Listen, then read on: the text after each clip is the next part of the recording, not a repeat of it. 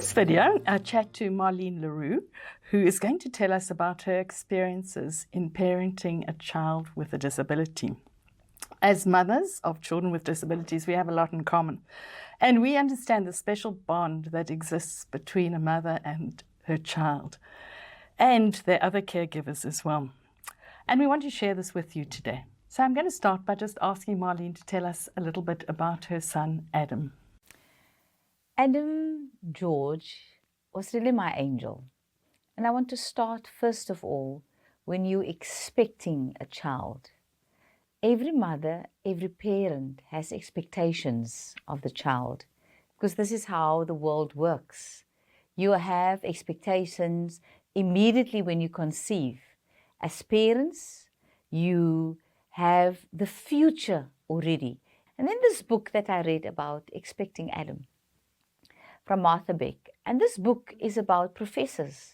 And she's expecting a Down syndrome. The doctors told her that the child will be Down syndrome.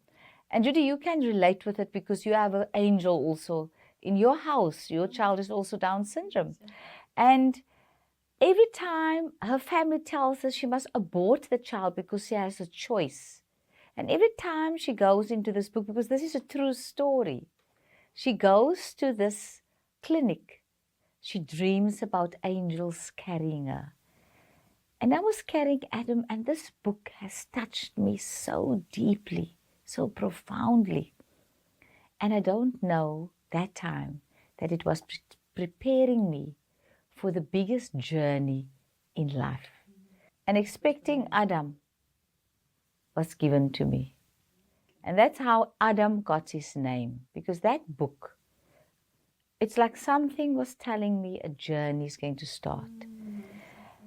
And for 6 months, I have attended the best pediatricians, the best doctors, because Adam couldn't latch onto my breast. And I'm one of 11. My mother came back home as a single parent, and I became the 11th child of my granny. And my granny, who reared with me 11 children, told me I must tell the pediatrician that he must test my child. And the pediatrician said to me, no, there's nothing wrong with the child. And every time I must just spend on bottles. And Adam was crying for 6 months non-stop. I don't know how I survived. I don't know what, because I believed in the pediatrician. I believed in the best doctors. Because what does my granny knows, who went out of school, she was only in sub A that time, grade 1, that she needed to look after her siblings. That's the apartheid era. So that particular journey, and then I changed doctors. And he said, we must go for a scan. And then the scan said that both his part of the brains has suffered severely of oxygen deprivation. So, and it was just told me, very cold, put your child in an institution. Nothing will become of him. Go on with your life. There was no empathy. There was not a social worker. I can still remember the taste in my mouth, the hollow, dark feeling in my tummy, and the hopelessness that I was sitting there, and the doctor standing up for the next patient. And there I sit. So that must have had a huge impact on how you actually view the world, and how, taking a perspective from Adam's view and where Adam's place in the world, it probably had an impact on the way that you see the world. Would you like to just comment on that? At that time, I was a disability activist for myself from that particular perspective. Becoming a mother with a child with a disability, your whole world view of life starts to change. And one of the things it's very important because we're sharing how mothers feel. I was that day alone. It was not a father that was sitting with me. I was alone. It is how doctors' training needs to change. It's not about the child, it's about the how you say it, and also the understanding that it's not about, because doctors' curriculum, it's about how to cure. In science, how using science to cure and to win a disease. Now the doctor is standing there absolutely hopeless. That hopelessness I could feel. Not giving me any direction. Not saying you must go to this particular physio, going to this person to talk to, because I walked out of there by saying, I don't know. How am I going to translate this into words? And how am I going to take this bundle of joy and accept this bundle of joy? And how am I going to keep this bundle of joy? Could you maybe just comment on how you built your relationship with your child and how others viewed this relationship and perhaps how it impacted on the relationship that they then had with Adam? I think the most important thing for me, what I did with immediate effect, is that I first of all needed to sit down myself and say, okay, how am I going to tackle this?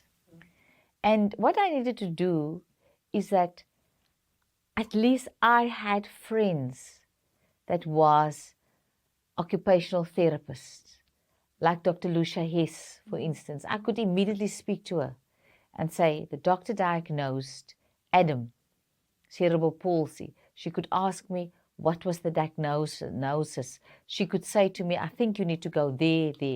Other mothers don't have that. I had a 5-year-old little girl. I needed to cope. I needed to say to myself, now, what do I need to put in place? The church need to come and do prayers. After the 3rd week, I said to them, the prayers are now over. They weren't helpful to you. They were not helpful. I'm a believer. But you are not helpful to me, because every time you leave, I feel so bad because I must have done something previously. And everybody was praying for the cure of this child. And I'm just praying that there needs to be acceptance of the family, of the community, that Adam is part of us. Adam is part of the community. So it's extremely important through this whole process is to educate faith-based, is to educate cultural leaders, to say this is first of all for a child. This is first of all my baby.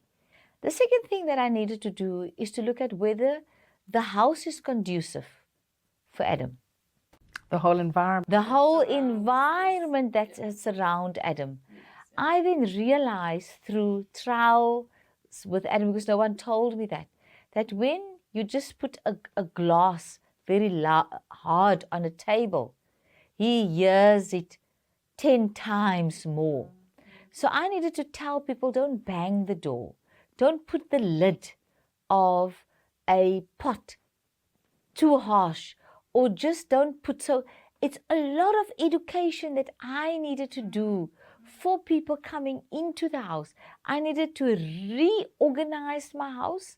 I needed to sell the house because it wasn't conducive for Adam. So Marlene, you are busy tuning into Adam and you work out your environment and what he actually needs. But we know that you are an independent woman who has a very demanding job, and you had to get back out there and work to support your child. That means that you had to bring in caregivers for Adam. How did you try and ensure that this arrangement that you had worked was best for him could be maintained even when you're not at home and when you were working? I've realized that for Adam to have a very happy mother and to love him unconditional, I need to first shed the Jan Leroux and the expectations I had of Adam. So I had my own little funeral. So when I do workshops, I said, okay, let's have our funeral of the child that you're still hanging on to have the acceptance and fully embraces my Adam. I had that journey in order for Adam to be Adam, in order for me not to change Adam. And Adam could feel that. That's why Adam was the diva. Adam was everything in the home, because everybody that comes in must understand Adam is the center of this home.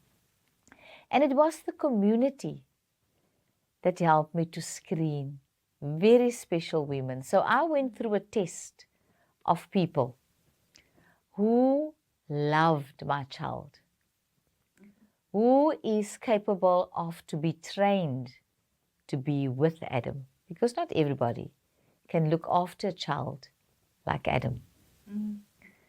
Also to understand that you need to be engaged with Adam and not just think Adam must sit in his buggy and you can do other things. Adam has a program. Adam needs to be fed. Adam needs to be talked to. Adam needs to have his little physio. Adam needs to have a routine. Adam needs to know what are you doing, because Adam can't see you. So if Adam doesn't hear you talking to him, Adam will have a panic attack. So I needed to teach. So I was the trainer myself. That's why, first of all, I say to any training school, to any UCT graduate or UWC or physio or occupational therapist that give guidance, the mother comes first. The mother knows best. So before you do any training, you ask the mother what is the needs of your child, what works and what didn't work, because every child is different. Every child, you have spectrums of cerebral palsy. So in that spectrum, there are differences how you need to deal with that particular child, so that that child needs to be dealt and to be cared with dignity, respect, and ultimately love. So I went through a whole spectrum before I found my two angels. You did the training of the caregivers, I did the actually. training of the And in fact, there weren't caregivers trained in this field. And even to this day, we're still struggling to ensure that caregivers are properly trained. And that's the basic, that the caregivers are not trained. They are trained to look at adults who have suffered a stroke, but they are not trained to really looking at severely persons with disability. And that is the challenge that we do have.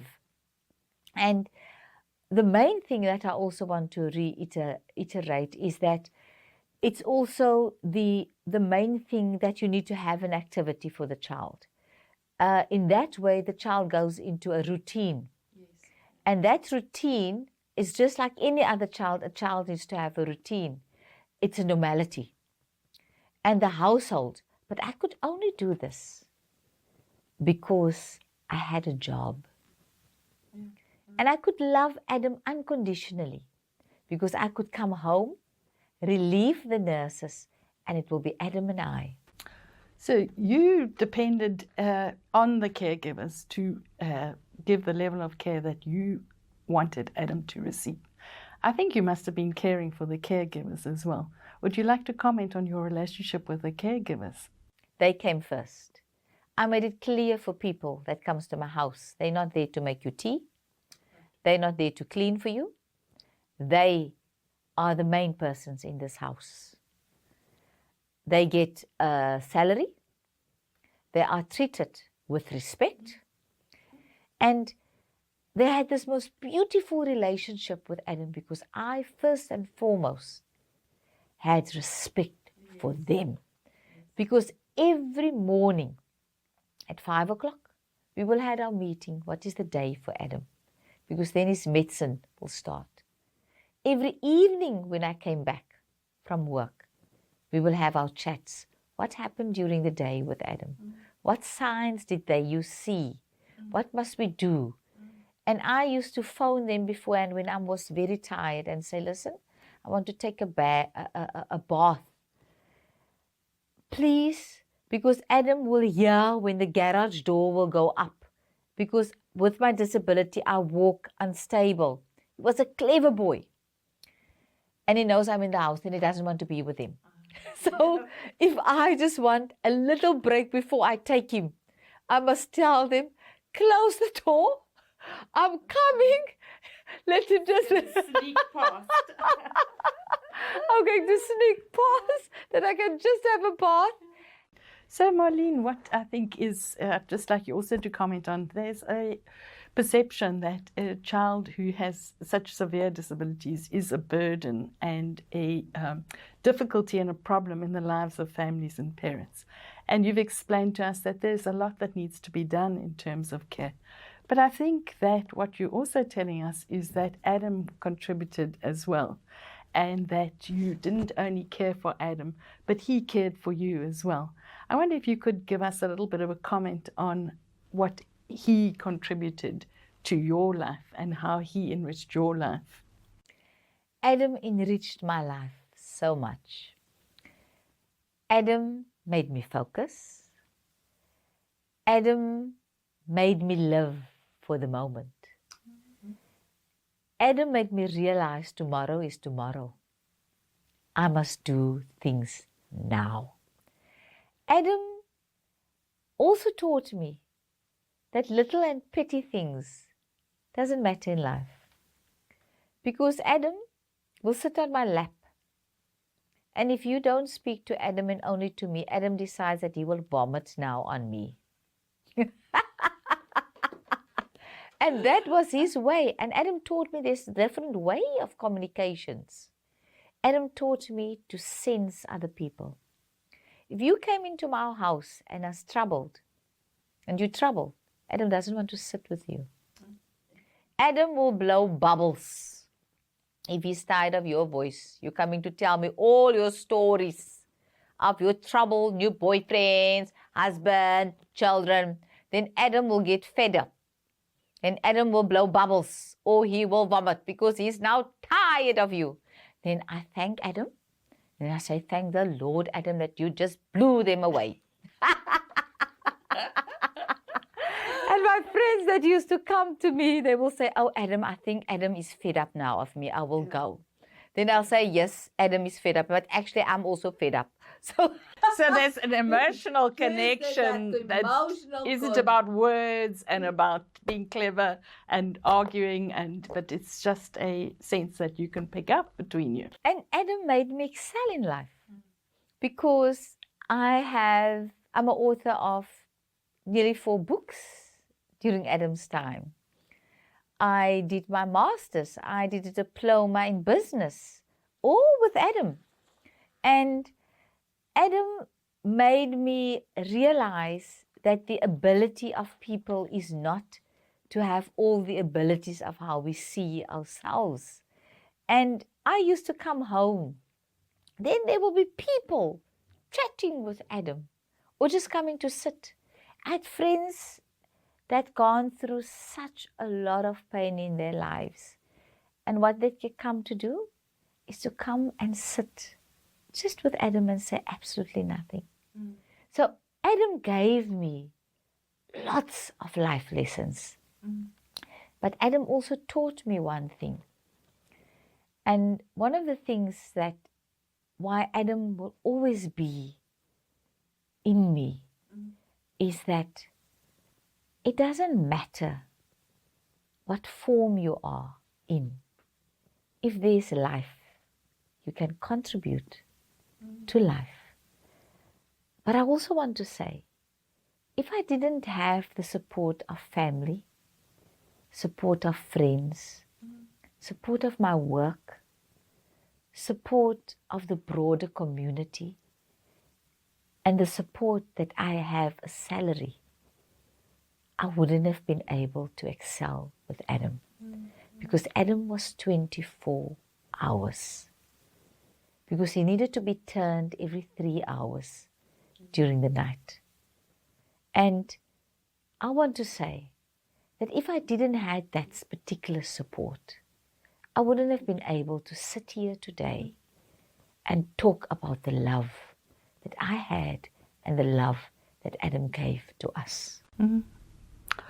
Thank you, Marlene. I think that you really are an inspiration for mothers and give us a different and alternative view of what it is really to experience a relationship with a child with a severe disability and the special nature of this relationship.